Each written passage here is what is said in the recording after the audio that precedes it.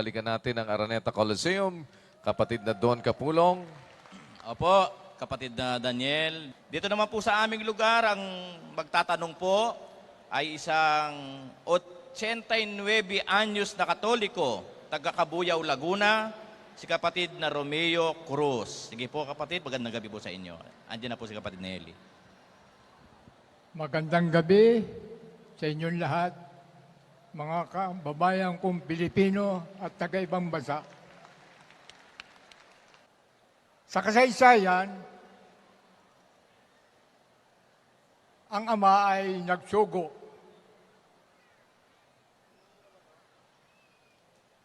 Pumasok siya sa laman. At ang sabi, ako at ang Ama ay iisa. Ako ang magtatayo ng aking iglesia. Isang pagkakataon pa, nakapinit ang mga pintuan, kasalukuyang nagpupulong o nagsasama-sama ang mga apostoles. Sa bagyang sabi, nakapinit ang lahat ng nasasaraduhan. Ang tanong, sino ang nagsasalita ng ako at ang Ama ay isa? Ako ay magtatayo ng iglesia at nang siya'y pumasok, pinasalat niya ang kanyang figura na salat. At nang siya'y umakyat, ganon din ang figura. Ano ang nagsalita? Espiritu o tao? Isa pa, kung maaari, pakiusap extra. Kailan nagsisimula ang isang araw? Sa buong isang araw o isang buong magdamag? Yun lamang, maraming salamat, kapatid na Eli Soriano. Salamat din po kapatid sa inyong pagdalo. Pagpalain kayo ng Panginoon. Una kapatid na Romeo, ang araw nagsisimula sa gabi. Sa reckoning ng Biblia, ang araw po o a day ay nagsisimula sa gabi. Basahin natin ang Henesis, Kapitulo 1, versikulo 5. At tinawag ng Diyos ang liwanag na araw, at tinawag niya ang kadiliman na gabi, at nagkahapon at nagkaumaga ang unang araw. Una po yung hapon. Kasi paglubog po ng araw sa hapon, yun na po ang umpisa sa mga Hudyo ng isang panibagong araw. Hindi kagaya po sa atin, ang umpisa ng isang araw, alas 12 ng ating gabi. Hindi po. Sa Hudyo po, sa reckoning ng Biblia, pagka ang mga Hudyo ang bibilang sa araw, paglubog ng araw, tapos na po yung isang araw. Mag-uumpisa na yung panibagong araw. Kaya sa hapon po yun. Kaya ang sabi sa Biblia, nagkahapon, nagkaumaga ang unang araw. Ngayon, dun sa isa pa yung tanong na sino yung nagsasalita? Alam nyo, mga kapatid, ang Panginoon Kristo nagkatawan tao, yung anak ng Diyos na dating nasa sinapupunan ng Ama, ipinanganak ng Ama yon. Nanganak ang Diyos mismong Ama. Basahin natin ang 2:7 ng awit. Aking sasaysayin ang tungkol sa pasya. Sinabi ng Panginoon sa akin, ikaw ay aking anak. Sa araw na ito ay ipinanganak kita. Ipinanganak niya po yung anak. Ang nanganak ang Panginoon Diyos mismo. Bakit niya ipinanganak? 1:18 ng Juan. Walang taong nakakita kailanman sa Diyos. Ang bugtong na anak na nasa sinapupunan ng Ama, siya ang nagpakilala sa Kanya. Ang nakakakilala sa Ama, yung anak na nasa kanyang sinapupunan. Pero mula sa sinapupunan ng Ama, ipinanganak siya ng Ama. Iniluwal siya. dati siyang bahagi ng Diyos Ama, binigyan siya ng kanyang sariling kalagayan. Ipinanganak siya. Para maintindihan mo kapatid, si Adan, ang gawin ng Diyos, Adan lang. Pero kumuha siya ng tadyang, ginawa niyan si Eva. Kaya si Eva galing sa tadyang ni Adan, ayon sa Biblia. 2:22 ng Henesis. At ang tadyang na kinuha ng Panginoong Diyos sa lalaki ay ginawang isang babae at ito'y dinala niya sa lalaki. At sinabi ng lalaki, ito nga'y buto ng aking mga buto at laman ng aking laman. Siya'y tatawaging babae sapagkat sa lalaki siya kinuha. Ang babae galing kay Adan. Ngayon, ang anak galing sa sinapupunan ng ama. Ipinanganak siya ng ama. Basahin natin ang patutuo. Sa Hebreo Kapitulo 1, ganito po ang ating mababasa sa 5. Sapagkat kanino nga sa mga anghel sinabi niya kailanman, ikaw ay aking anak, ikaw ay aking ipinanganak ngayon. At muli, ako'y magiging kanyang ama at siya'y magiging aking anak. Ikaw ay aking ipinanganak ngayon, ang sabi ng ama sa kanya. Kailan po kaya nangyari yung pagkapanganak ng ama doon sa anak? Basahin po natin ang 17:5 ng Juan. At ngayon, Ama, luwalhatiin mo ako sa iyo rin ng kaluwalhatiang aking tinamo sa iyo bago ang sanglibutan ay naging gayon. Siya pala'y nagtamuna ng kaluwalhatian bago ang sanlibutan ay naging gayon. Kaya hindi pwedeng si Kristo'y tao eh. Wala pa pong tao, wala pang mundo. Ipinanganak na ng ama yung kanyang anak. Galing sa kanyang sinapupunan. Sabi niya, luwalhatiin mo ako, Ama, ng kaluwalhati ang aking tinamo sa iyo. Bago ang sanglibutan ay naging gayon. And now, Father, glorify thou me with thine own self, with the glory which I had with thee before the world was. Before the creation of the world, he received glory from the Father. Ang kaluwalhatian na galing sa Ama, tinanggap niya na. Ano ba yung kaluwalhatiang tinanggap niya sa Ama bago ang sanlibutan ay naging gayon? 5:5 ng Hebreo.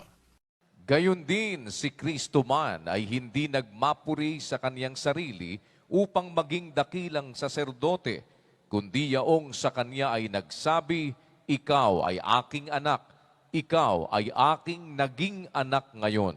Ngayon, ikaw ay aking anak, ikaw ay aking naging anak ngayon. Nangyari po yan, wala pa mundo. Kaya nung wala pa mundo, may mag-ama na eh. Meron ng mag-ama, yung ama saka yung anak. Basahin natin ang Kawikaan 34. Sino ang sumampa sa langit at bumaba? Sino ang pumisa ng hangin sa kanyang mga dakot? Sinong nagtali ng tubig sa kanyang kasuutan? Sinong nagtatag ng lahat ng mga wakas ng lupa? Ano ang kanyang pangalan at ano ang pangalan ng kanyang anak kung iyong nalalaman? Sino ang nagtatag ng lahat ng wakas ng lupa? Who established the ends of the earth? What is his name? And what is his son's name? If thou canst tell. Ibig sabihin, nang gawin ng langit at lupa, meron ng mag-ama na umiiral. Doon pa sa eternity, umiiral na yung anak, ipinanganak na ng ama, yung kanyang bugtong na anak doon sa kawalang hanggan. Ang katunayan, basahin natin ang 5:2 ng Mikas.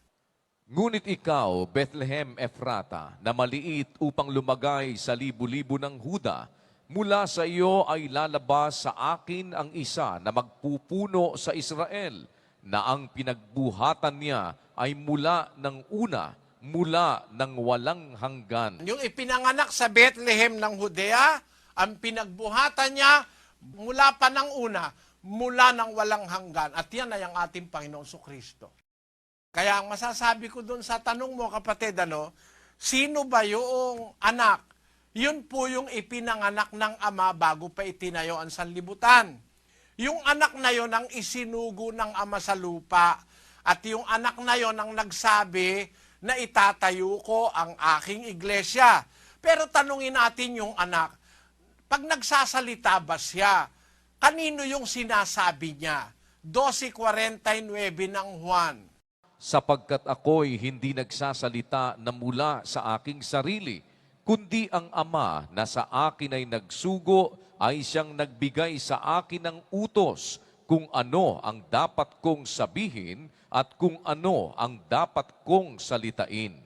Sabi nung anak, ay hindi ako nagsasalita sa sarili ko. Sabi niya, kung ano yung pinapasabi nung aking ama, yun ang sinasabi ko. Yung amang nagsugo sa akin, nagbigay sa akin ng utos, kung anong dapat kong sabihin, kung anong dapat kong salitain. Kaya nung sabihin niya, itatayo ko ang aking iglesia, iglesia ng Diyos yun, kasi salita ng ama yun. Sana naunawaan mo, kapatid na Romeo Cruz, pagpalain ka ng Panginoon.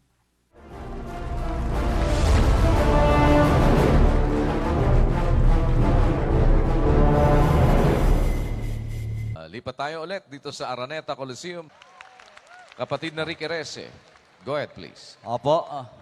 Ang magtatanong po ay isang 78 years old na Katolik mula sa Makati. Narito po si Mr. Roger Claridad. Natitiyak ba niyo ba ang Biblia ay binabasa mo ay tunay na salita ng Diyos at tama sa original na translation sa Greek translation, I mean. Pangalawa, who made the Bible?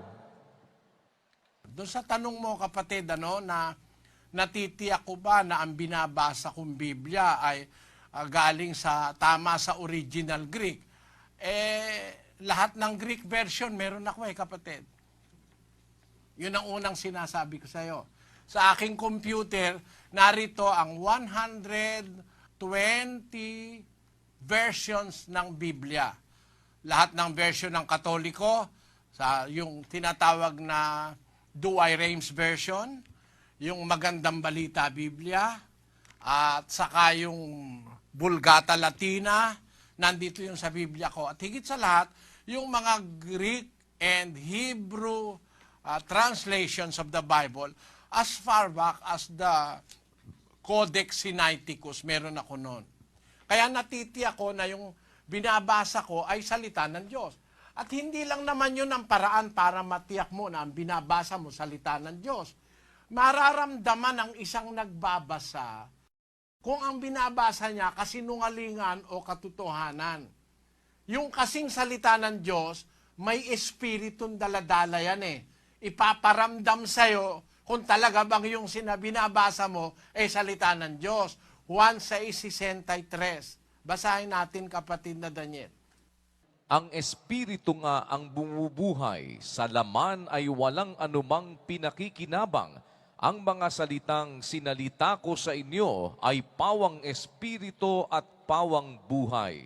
Ang salita ng Diyos, Espiritu yan kapatid. Mararamdaman ng Espiritu Mararamdaman mo kung salita ba talaga ng Diyos o inimbento lang ng kahit na sino. Yun ang aking katiyakan. At hindi lang yung mga translations na sinasabi mo ang pinagbabatayan ko. Mas mga matatanda pang translation ang sinasaliksi ko para matiyak ko na ang binabasa ko at pinaniniwalaan ay salita ng Diyos. Yun ang sagot ko sa una mong tanong. Ngayon sabi mo, sino ba ang nagsulat ng Biblia? Alam mo kapatid, sa tanong na yan, maraming sagot. No? Unang-unang nagsulat ang Diyos. Basahin natin ang 31 ng Jeremias. Versikulo 31. Narito, ang mga araw ay dumarating, sabi ng Panginoon, na ako'y makikipagtipan ng panibago sa sangbahayan ni Israel at sa sangbahayan ni Huda.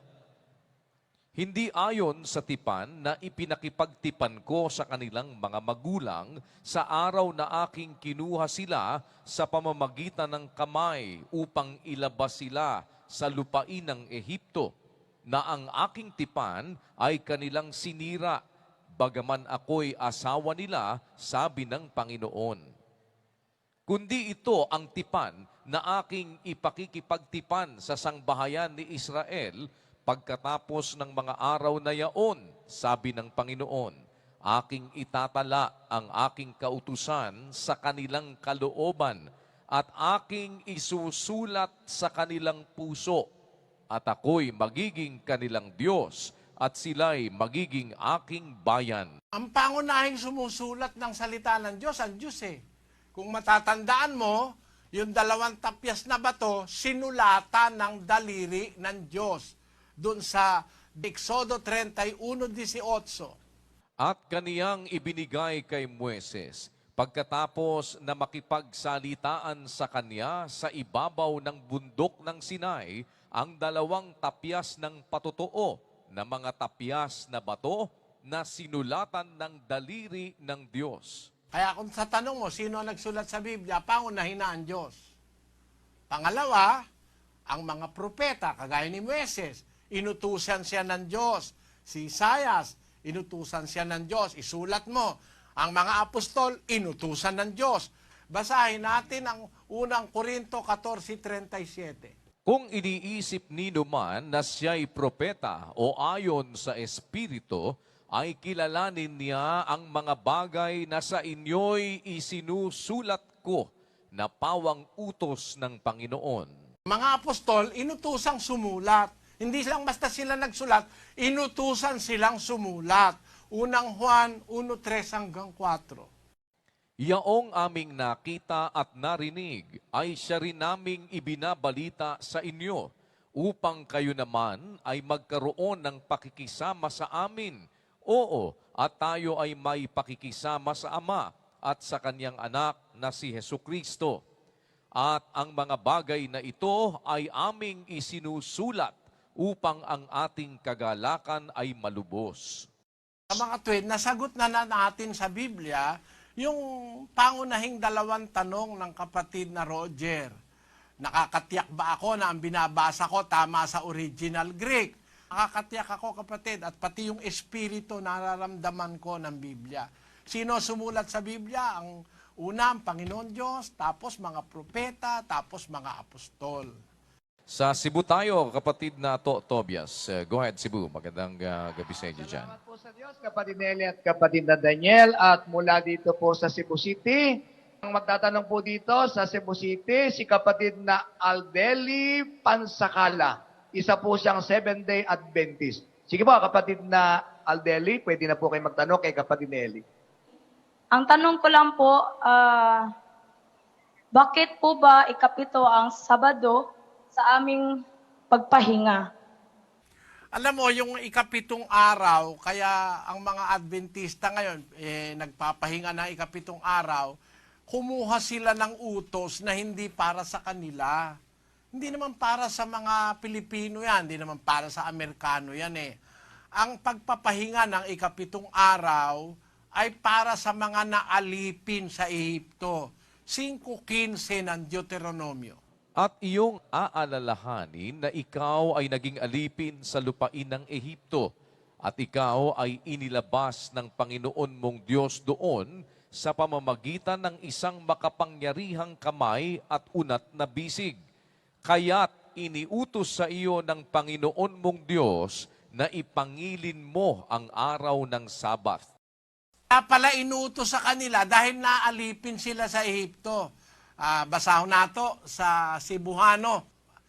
Ug hinumdumi nga naulipon ka sa yuta sa Ehipto. Ug nga ang Ginoo nga imong Dios nagkuha kanimo gikan didto, pinaagi sa kamot nga kusgan. Ug bukton nga tinuyod tungod niya na ang Ginoo nga imong Dios nagsugo kanimo nga bantayan mo ang adlaw nga igpapahulay. Ayon. Tungod niya na, dahil dito, ang Ginoo nga imong Dios, tungod niya na, dahil saan? Hinumdumi nga naulipon ka sa yuta sa Ehipto. tungod niya na ang Ginoo nga imong Dios nagsugo kanimo nga bantayan mo ang adlaw nga igpapahulay.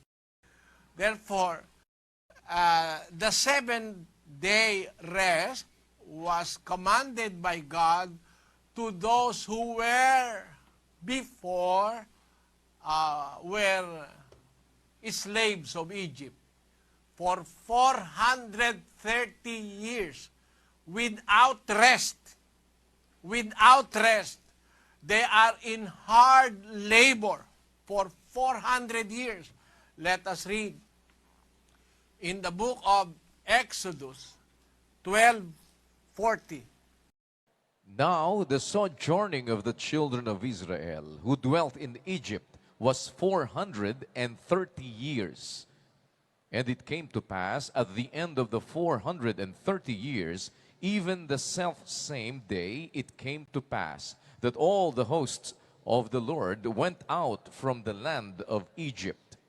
In Cebuano, karon ang panahon nga ang mga anak ni Israel mipuyo sa Ehipto, upat kagatus ug katloan katuig. Ug nahitabo sa katapusan sa upat kagatus ug katloan sa tuig, bisan sa maong adlaw nahitabo nga ang tanan nga mga panon sa Ginoo migula gikan sa yuta sa Ehipto.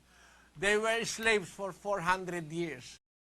Pagkaraanon, inilabas sila doon, binigyan sila ng day of rest. At yun ay para sa kanila, hindi para sa Kristiyano yon. Ang Kristiyano, meron tayong rest, but not the rest of the body, it is the rest of the soul. Pagpapahinga ng kaluluwa. Basahon nato sa Mateo, Hermano Daniel, sa 11:28 sa Mateo, sa Tagalog. Magsiparito sa akin, kayong lahat na nangapapagal at nangabibigatang lubha, at kayo'y aking papagpapahingahin. Pasanin ninyo ang aking pamatok at mag-aral kayo sa akin, sapagkat ako'y maamo at mapagpakumbabang puso, at masusumpungan ninyo ang kapahingahan ng inyong mga kaluluwa. Sa Kristiyano, ang kapahingahan ng kaluluwa, pagpahulay sa kalag. No? Pahulay sa inyong mga kalag. Hindi katawan. Yung sa Israel, pagpapahinga ng katawan yon, ng laman. At yon ay pansamantala lang, hindi forever na batas yun. 9 Gs ng Ebreo. Palibhas ay palatuntunan lamang na ukol sa laman na iniatang hanggang sa panahon ng pagbabago, gaya ng mga pagkain at mga inumin at sari-saring paglilinis.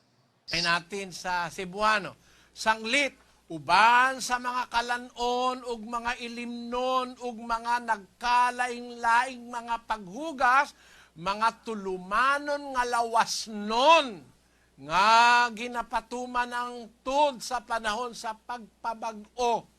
Ayan, hindi forever yung batas na yan sa Israel. Binago yan pagdating ni Kristo. Kaya ngayon, ang ating rest ay rest of the soul, hindi na kapatid Sabado. Sana naunawaan mo. Pangalawa ko pong tanong, Brother Eli, sa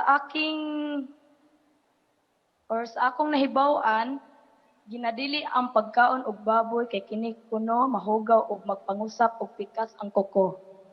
Yung pagkaon o yung kalamno, tinatawag nga ni Pablo, I want to repeat that verse 9-10 of the book of Hebrews. Sanglit uban sa mga kalanon, ug mga ilimnon, ug mga nagkalaing-laing mga paghugas, mga tulumanon nga lawasnon, nga ginapatuman ng tud sa panahon sa pagpabag-o. Mababago yan. Kaya pagdating ni Kristo, yung bawal sa Israel, bawal ang baboy, bawal ang hipon, bawal ang mga walang kaliskis, binago na yon. Marcos 7:19 sa Cebuano, kay wala makasulod sa iyang kasing-kasing, kundili sa tiyan, ug nangagula sa dapit nga hilit. Kinigiingon niya, nga nagahimong malinis sa tanang makaon. Pansinin mo kapatid kinigiingon niya nga nagahimong malinis sa tanang makaon. Kaya pagdating ng bagong tipan, yung bawal sa Israel, hindi na bawal yon. Basahin natin sa unang Timoteo, Kapitulo 4, versikulo 4. Kay ang tanan nga buhing binuhat sa Dios maayo, ug walay bisan unsa nga igasalikway. Kung pagadawaton nga may pagpasalamat, kay kini gibalaan o gilinis, pinaagi sa pulong sa Dios ug sa pagampo. Kaya sa panahon ngayon, kain ka na ng baboy, kapatid. Paminsan-minsan, pwede kahit hipon, kahit galunggong. Huwag ka matakot doon sa pastor mo, yung aral nila, hindi naman totoo. Salamat sa iyo, kapatid na Aldeli. Pagpalaing ka ng Panginoon. Salamat po. Dagan salamat sa mga taga Cebu. Balik tayo ng Araneta Coliseum. Kapatid na Dino Hilario. Go ahead. Salamat po sa Diyos, kapatid na Eli, kapatid na Daniel. Ang magtatanong po rito ay isang INC member, si Mr. Ruizito Perez. Brother Eli, unang-una po sa radyo ko lang una kayo naririnig. Pero ngayon, nagpapasalamat ako kahit po sa widescreen ay makikita rin tayo.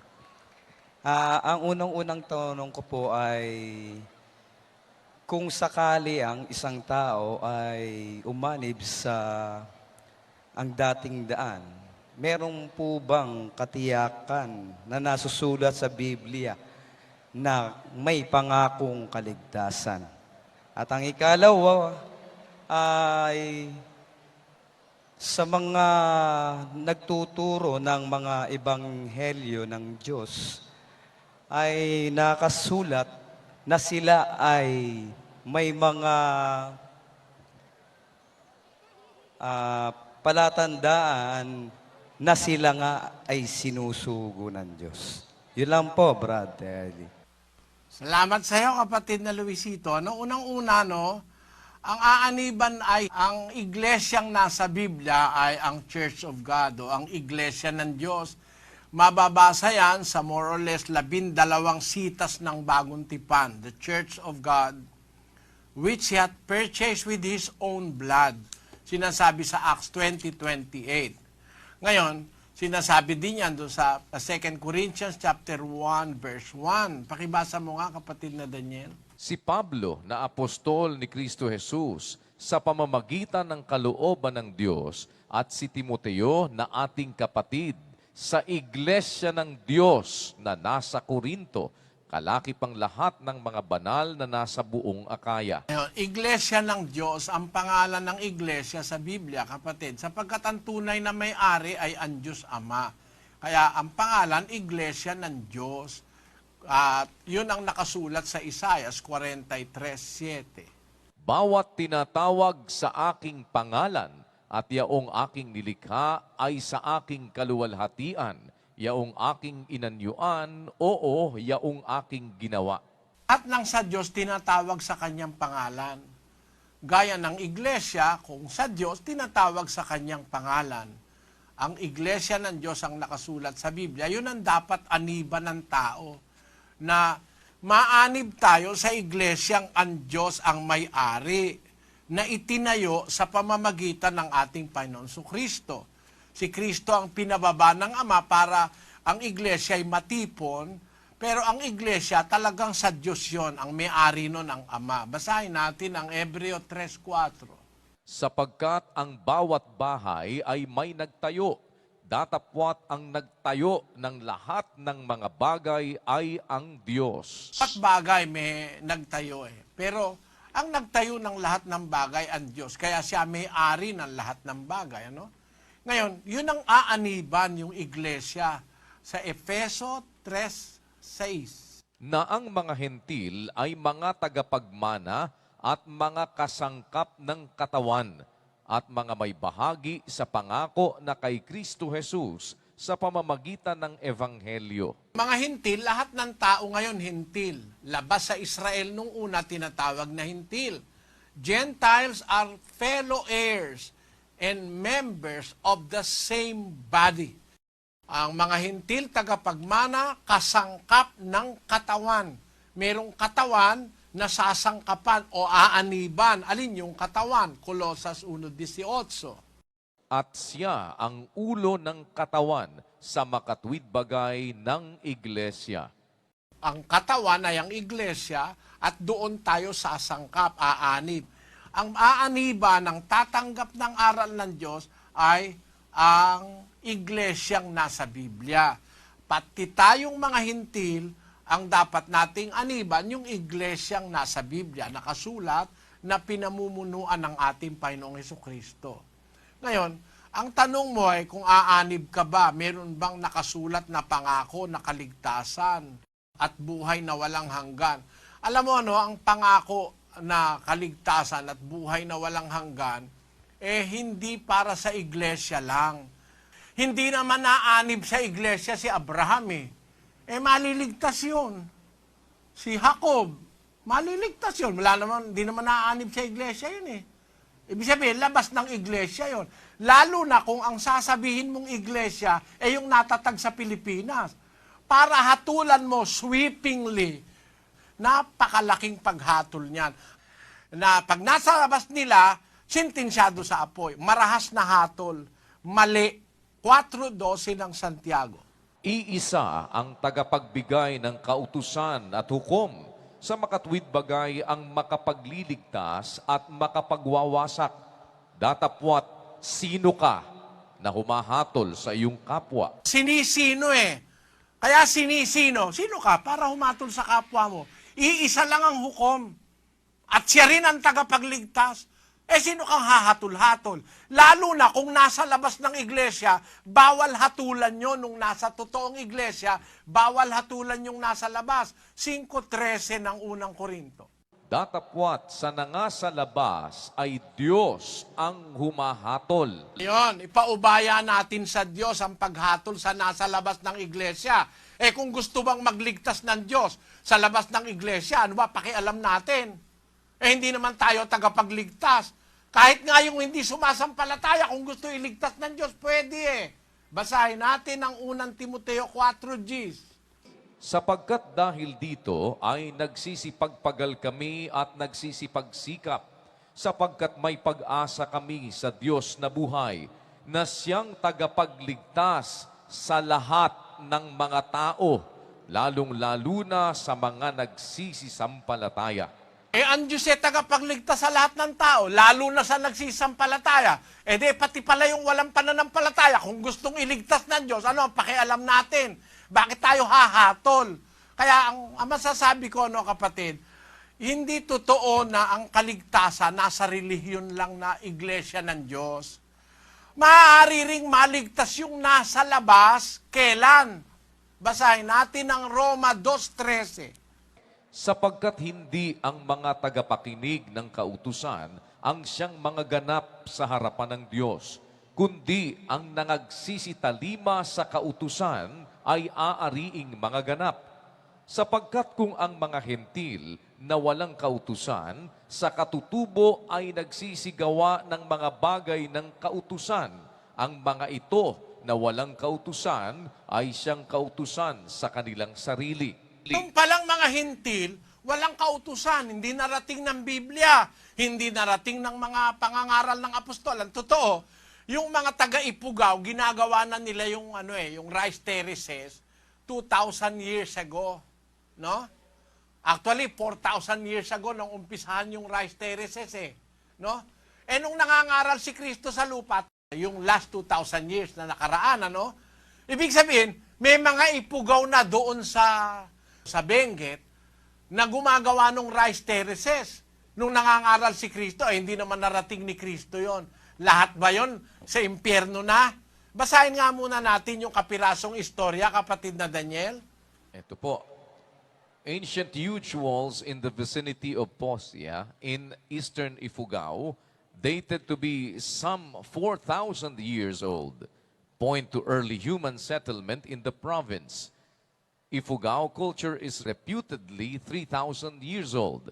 The rice terraces are estimated to have been taken 2,000 years to build to cover the present-day 400 square kilometers of terraced land, although anthropologists are divided on pegging the exact age of the terraces. Mo na, merong margin of error na 1,000. Kung 4,000 years na yung nakakalipas nung impisang gawin niyang mga rice terraces na yan, ibig sabihin, nung nangangaral si Kristo, may mga ipugaw na doon sa Benguet. Hindi naman narating ni Kristo yon. Namatay na. Wala na bang kaligtasan yon? Hindi ganon ang pananaw ng Biblia. Yung mga hintil na walang kautusan sa katutubo, kung nagsisigawa naman ang mga bagay ng kautusan, ang mga ito na walang kautusan ay siyang kautusan sa kanilang sarili, na nagtatanyag ng mga gawa ng kautusang nasusulat sa kanilang puso. Nakita mo kapatid, ang tao merong instinct ng pagiging makadiyos. Matuwid ang tao sa umpisa, nakukorap lang ng demonyo.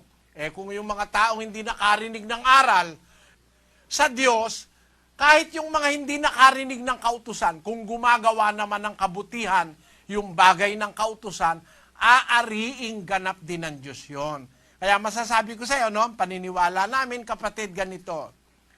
Sa relihiyong pinangangaral ko, may kaligtasan. Sa pagtupad ng aral, yung sa aral na sigurado sa Biblia, maliligtas ka. Pero sa labas, meron ding kaligtasan. Ang ibig ko sabihin sa iyo, yung mga taong hindi narating ng Biblia, hindi natin dapat hatulang lahat na yun mahahatulan sa apoy ng impyerno. Barahas na paghatol yon. Ang kaligtasan, nasa relihiyong sa Diyos. At dun sa mga taong kahit walang relihiyon, hindi nakarinig ng aral, hindi narating ng ebanghelyo, gumagawa naman ng kabutihan na nasa kautusan. Aariing ganap yun, sabi ni Pablo. Sana naunawa mo ang sinasabi ko, kapatid na Luisito.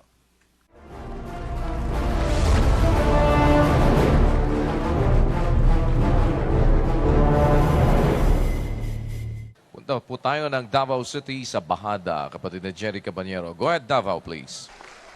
Opo, kapatid na Daniel, kapatid na Eli. Salamat sa Diyos at ang magtatanong sa dakong ito ay si kapatid na Ronel Rigodon, isang 38 years old at Katoliko. Narito po siya.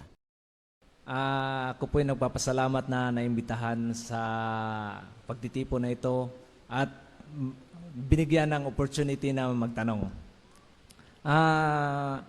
Tanong ko lang po, brother, hinggil po doon sa sa nakasulat sa ng Sumerian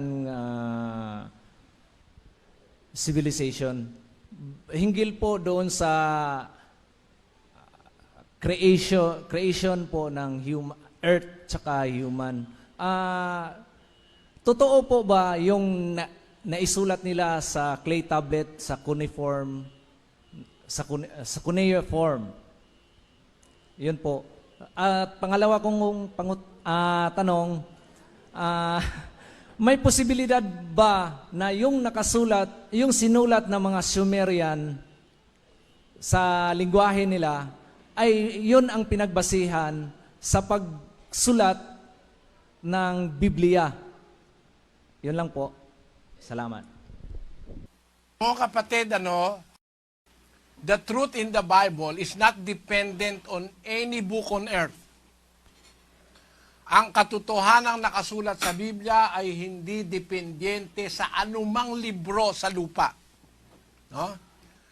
Although maaaring sabihin ng iba na yung mga hieroglyphics, yung mga cuneiform script ay mas nauna pa sa pagkasulat ni Moises ng mga aklat ng Biblia. But I am sure na only the Bible o ang Biblia lamang ang mayroong very exact account on how the universe came into being. Actually, maraming maraming mga ano yan eh, maraming mga mali yan eh.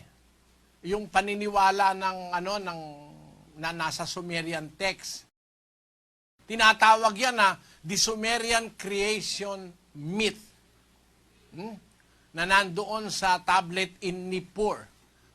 Basahin nga natin ng kapiraso lang, kapatid na Daniel. The origins of human beings according to ancient Sumerian text. Pakibasa lang kapiraso. Sumer of the land of civilized kings flourished in Mesopotamia, now modern-day Iraq, around 4,500 BC. Their religious system was a complex one comprised of hundreds of gods. According to the ancient text, its Sumerian city was guarded by its own god, and while humans and gods used to live together, the humans were servants to the gods. Diyan pa lang makita mo ng mali yun eh. Kasi ang paniniwala doon, nakalagay doon sa Sumerian text, there are hundreds of gods. Alam mo, sa Biblia, dapat naman tayo talaga maniwalang may isang pinanggalingan ng lahat eh. Hindi marami. Isa lang ang pinanggalingan ng lahat ng bagay. Ang Diyos Ama lang. Unang Korinto, Kapitulo 8, versikulo 6. Ngunit sa ganang atin ay may isang Diyos lamang, ang Ama, na buhat sa Kanya ang lahat ng mga bagay at tayo'y sa Kanya, at isa lamang Panginoon, si Hesukristo, na sa pamamagitan niya ang lahat ng mga bagay at tayo'y sa pamamagitan niya. Gayon may wala sa lahat ng mga tao ang kaalamang iyan. Yung kaalamang yan is only among the real people of God. Ang kaalamang isa lang ang Diyos na pinanggalingan ng lahat ng bagay. Si Kristo, bagaman tinatawag na Diyos sa Biblia, hindi sa Kanya nanggaling ang lahat ng bagay. Mismo siya galing sa Ama. Sabi ni Kristo, ako'y nanggaling sa Diyos. 13:3 ng Juan. Si Jesus, sa pagkatalastas na ibinigay na ng Ama ang lahat ng mga bagay sa Kanyang mga kamay, at siya'y nanggaling sa Diyos at sa Diyos din paroroon. Sa 14 ng Juan pa rin, ay sinasabi ng ating Panginoong Kristo na galing siya sa Diyos. Kaya lahat ng bagay galing sa Diyos. Isa lang ang Diyos na pinanggalingan ng lahat ng bagay. Ngayon, wala sa lahat ng tao ang kaalamang yan. So, sa makatwid, maraming tao magkakaroon ng ibang kaalaman kaysa dun sa nakasulat sa Biblia. At isa na nga dyan yung mga Sumerians na ang Diyos nila ay daan-daan. Gaya rin ng mga Grego, marami silang Diyos. Yung mga Romano, marami silang Diyos. Yung mga taga-Asya nung araw, marami rin silang Diyos. There are numerous gods being named among the Gentiles. Kaya masasabi natin na yung tinatanong mo na, totoo ba yung nakasulat doon? Biblically speaking, kapatid, and speaking of logic, everything should have came from only one. Ang sabi ng Diyos, ako ang pasimula. Ako ang una. Pag sinabi niya, ako ang una, hindi niya sinabing, marami kami na una. Hindi ganon. Ako ang una. Ako ang huli. Basahin natin ang 46:9 ni Isaias. Inyong alalahanin ang mga dating bagay ng una, sapagkat ako'y Diyos at walang iba liban sa akin. Ako'y Diyos at walang gaya ko, na nagpapahayag ng wakas mula sa pasimula at mula ng mga unang panahon ng mga bagay na hindi pa nangyayari, na nagsasabi, ang payo ko ay mananayo at gagawin ko ang aking buong kaligayahan. Amen. Ay maliwanag na siya, walang kapareho niya. Bakit? Sa kanya lang galing ang lahat ng bagay, kaya walang ibang gaya ko. Miski ang anak, tinatanggap ng anak na hindi siya eksaktong gaya ng ama. Basahin natin ang 14:28 ng Juan. Narinig ninyo kung paanong sinabi ko sa inyo, papanaw ako at paririto ako sa inyo. Kung ako'y inyong iniibig, kayo'y mga gagalak, dahil sa ako'y pasa sa Ama, sapagkat ang Ama ay lalong dakila kaysa akin. Father is greater than I. Ayan. Kaya lahat ng bagay talaga galing sa Diyos. Pagka paniniwalaan natin yung Sumerian script, lalabagin natin yung sinasabi sa Biblia. Alam mo kapatid, ang tao na kinausap ng Diyos sa history of humanity, ang mga Ebreo, yung lahi ni Abraham. Kaya doon ka makakakuha ng tamang informasyon, hindi sa iba pang lahi. Sana naunawaan mo ang aking sagot sa iyo, kapatid. Maraming salamat sa iyong... gusto ko mang pahabain ang sagot, ano? Meron pa isang tanong, ano? May posibilidad ba na ang mga nakasulat na mga pinakaunang sibilisasyon ang naging basihan ng pagsulat ng Biblia? Ang pagsulat ng Biblia nasa mga Hebrews, kapatid. Walang ibang nasyon sa mundo na pinagkatiwalaan ng Diyos ng lahat ng divine information maliban sa mga Israelita. 9:4:5 ng Roma. Napawang mga Israelita na sa kanila ang pagkukupkop at ang kaluwalhatian at ang mga tipan at ang pagbibigay ng kautusan at ang paglilingkod sa Diyos at ang mga kapangakuan. Nasa kanila ang mga magulang at sa kanila mula ang Kristo ayon sa laman na siyang lalo sa lahat, Diyos na maluwalhati magpakailanman siya nawa. Maliwanag yan, kapatid, ano? Sa Israelita manggagaling yan. Hindi sa Sumerians, hindi sa Chinese, hindi sa Hindus, sa mga Israelita. Naunawaan mo ang sagot ko, kapatid na Ronel, magandang gabi sa iyo at sa lahat ng mga taga-riyan sa Bahada, Davao City. Salamat po sa mga taga Davao. Balik tayong Araneta, kapatid na Roland Ocampo. Opo, kapatid na Daniel. Ang magtatanong po ay si kapatid na Bernadette Benavides, isang Katoliko. Magandang gabi po, Brother Eli. Nagpapasalamat po ako dahil nagkaroon po ako ng pagkakataon na makapagtanong po sa inyo. Ang tanong ko po, ang Diyos po ba pasensya na po. Ang Diyos po ba yung nagpaplano sa bawat isa sa atin o may kanya-kanya po tayong plano sa atin at siya lang po yung nagiging gabay sa bawat plano o nagiging desisyon natin? Kung meron po talaga siyang plano sa bawat isa sa atin, paano po natin malalaman na yun po talaga yung plano niya sa atin o kung ano po talaga yung plano niya sa atin? Yun lamang po. Plano ng Diyos sa atin, yung makasama niya tayo sa paraiso. Yun ang talagang plano niya Sa 1:4 hanggang 5 ng Efeso, kapatid. Ayon sa pagkapili niya sa atin bago itinatag ang sanglibutan upang tayo'y maging mga banal at mga walang dungis sa harapan niya sa pag-ibig, na tayo'y itinalagan niya ng una pa sa pagkukupkop na tulad sa mga anak sa pamamagitan ni Hesukristo sa ganang kanya, ayon sa minagaling ng kanyang kalooban. Yun ang kanyang kalooban, yun ang kanyang gusto, yun ang kanyang plano na italaga tayo na kupkupin. Kaya niya tayo nilikha mga tao para magtamo tayo ng pagkukupkop sa pamamagitan ng Panginoong Kristo.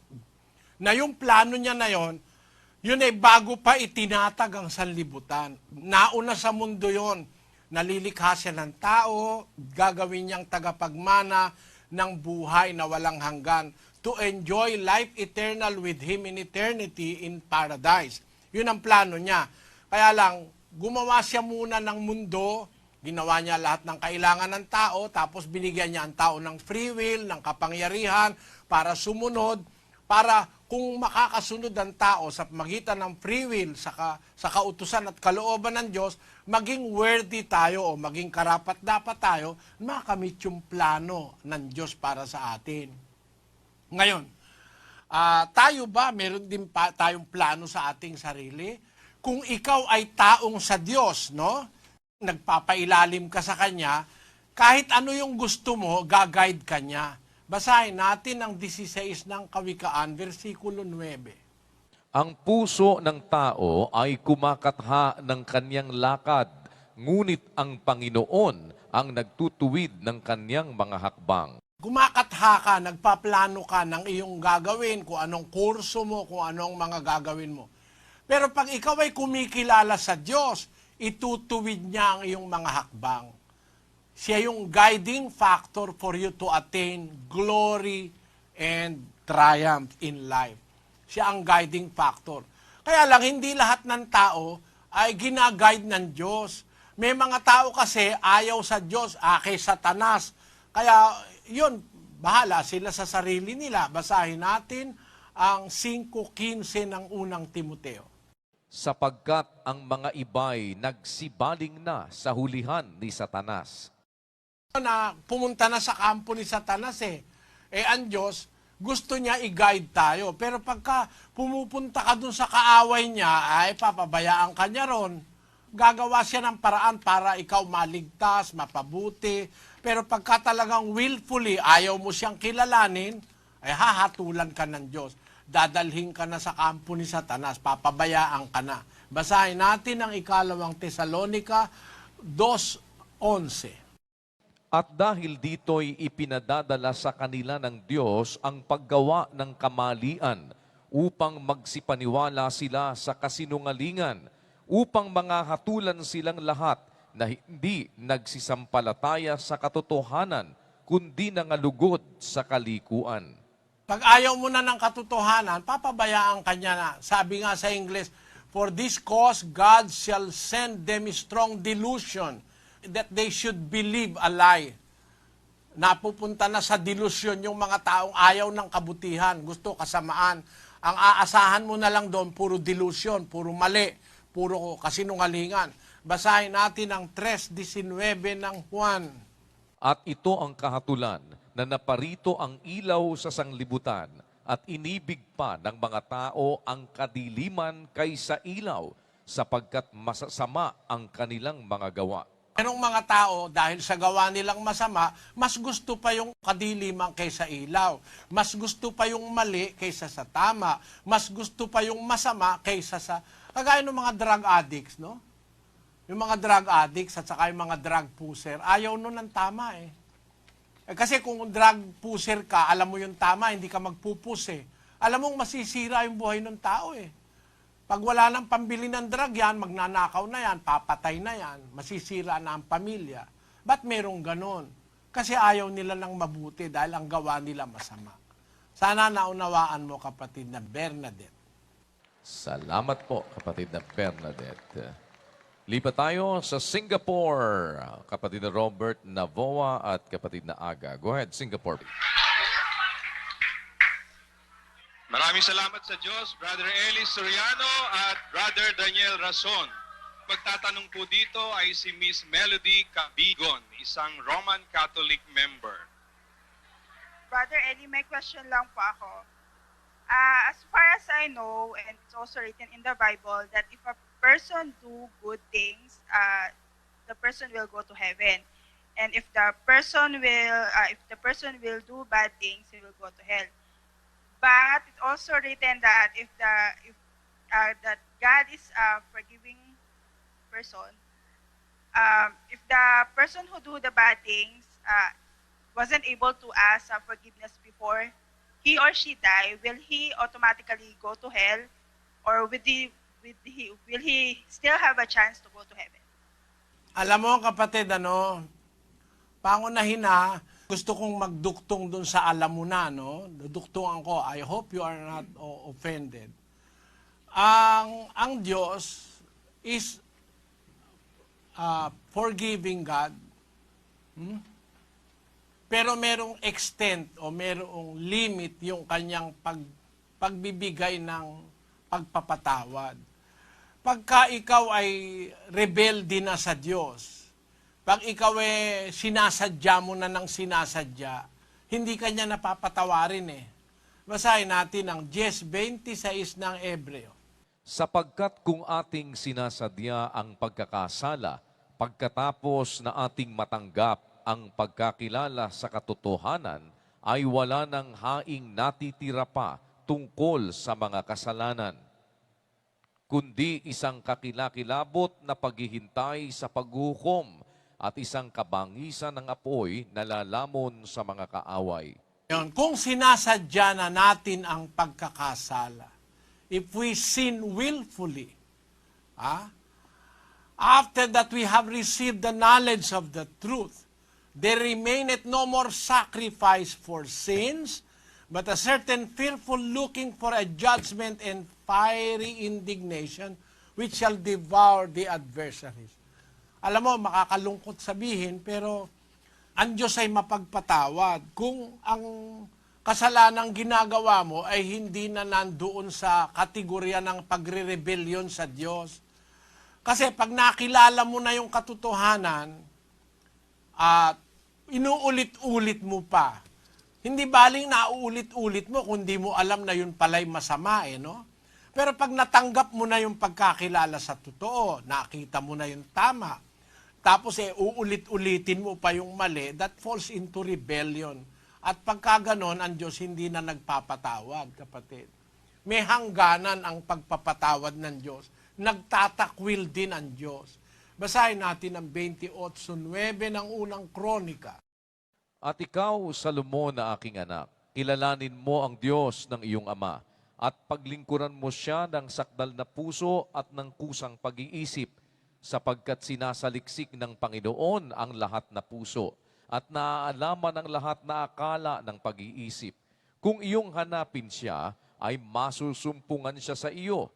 Ngunit kung pabayaan mo siya, kanyang itatakwil ka magpakailanman. Tatakwilan Diyos, kapatid. Akala, kahit ano pag gagawin mo, pag mamamatay ka na lang, humingi ka ng tawad, okay na. Hindi ganon, kapatid. Hindi ganon ang Diyos. Hindi siya konsentidor. Hindi siya Diyos na binabaliwala. Siya Diyos na nirerespeto. Siya Diyos na pinapahalagahan, iginagalang at sinasamba. Pero pag halimbawa, alam mo na yung utos niya, na pinakilala niya na sa'yo, tapos harap-harapang nilalabag mo. Pagkatapos ngayon, pagdating nung gipit ka, hingi ka ng tawad, ano sabi ng Diyos? 1:24 ng Kawikaan. Sapagkat ako'y tumawag at kayo'y tumanggi, aking iniunat ang aking kamay at walang makinig. Kundi inyong iniuwi sa wala ang buo kong payo at hindi ninyo inibig ang aking saway. Ako naman ay tatawa sa kaarawan ng inyong kasakunaan. Ako'y manunuya pagka ang inyong takot ay dumarating. Pagka ang iyong takot ay dumarating na parang bagyo at ang inyong kasakunaan ay dumarating na parang ipo-ipo. Pagka ang hirap at hapis ay dumating sa inyo. Kung magkagayoy, tatawag sila sa akin, ngunit hindi ako sasagot. Hahanapin nila akong masikap, ngunit hindi nila ako masusumpungan. Sapagkat kanilang ipinagtanim ang kaalaman at hindi pinili ang takot sa Panginoon. Iwanag yan, sabi ng Diyos mismo yan. Tumawag ako, tumanggi kayo. Inunat ko yung kamay ko, ayaw kayong makinig. Inuwi nyo sa wala ang buo kong payo. Hindi nyo inibig ang aking saway. Ako naman ang tatawa sa kaarawan ng inyong kasakunaan. Manunuya ako pag ang inyong takot ay dumarating. Parang bagyo, parang ipo-ipo. Pag ang hirap at hapis ay dumating sa inyo, tatawag sila sa akin, hindi ako sasagot. Yan ang sinasabi ng Diyos. Kaya ang Diyos hindi inaabuso, kapatid. Abusuhin mo na ang kahit na sino, wag lang ang Diyos. Ako, pwede akong abusuhin, lalo na ng mahal ko sa buhay. Kahit abusuhin mo ako, natutuwa pa ako. Pag mahal kong sa buhay, okay lang. Pero pag ang Diyos, iba yun Kagalang-galang kasi yun, kakilakilabot yun. Diyos yun na that merits or is worthy of all respect. Pagka binaliwala mo siya, ay masamang kapalaran yung mapupuntahan mo, kapatid. Sana naintindihan mo ang sagot ko, kapatid na Melody.